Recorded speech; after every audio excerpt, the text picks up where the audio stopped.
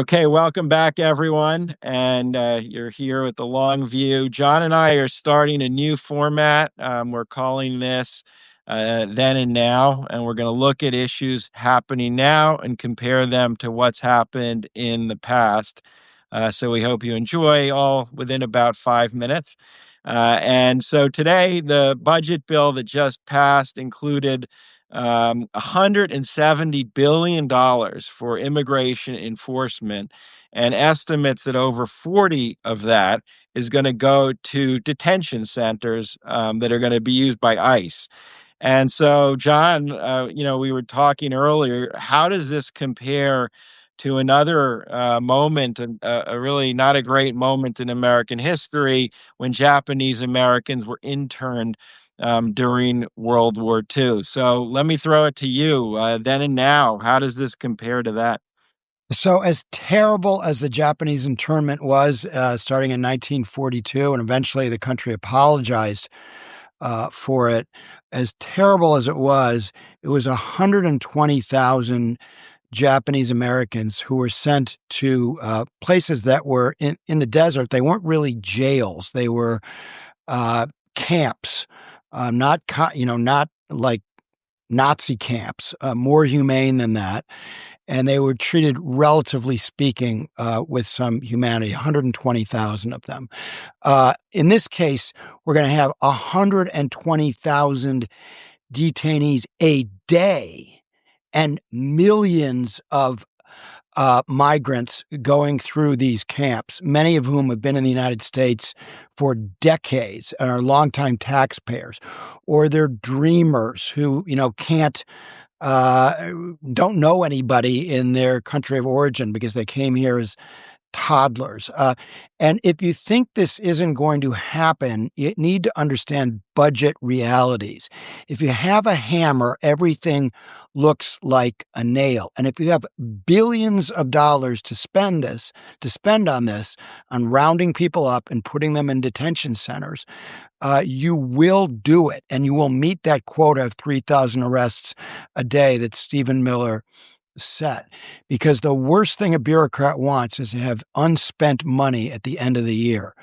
And it actually will be a larger number of people rounding up migrants than we think right now, because a lot of the Border Patrol on the border, they're like the Maytag repairmen, right? Nobody's coming across.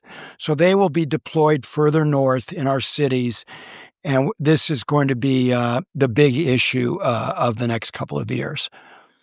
Well, for me, kind of three things stand out right now that make it a little different.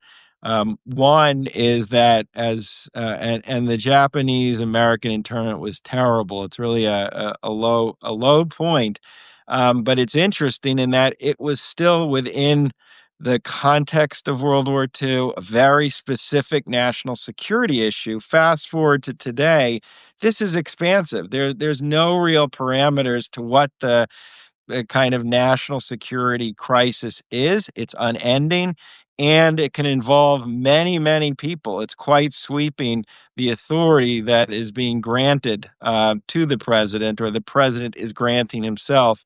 And so that's one thing that makes it quite different and even more dangerous, I think, today than where we were in the 1940s. The second is executive power is just much more developed.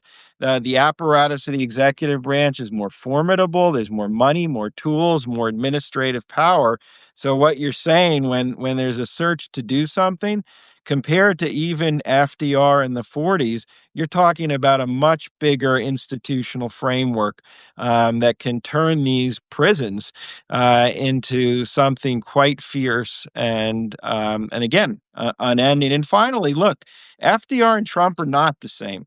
President Roosevelt was still a politician who believed in governing, who believed in the Constitution, and who operated with guardrails. We're not dealing with that now. We're dealing with a president and administration unbound. So to take something like this in 2025, I think can have much more damaging effects, as damaging as it was in World War II.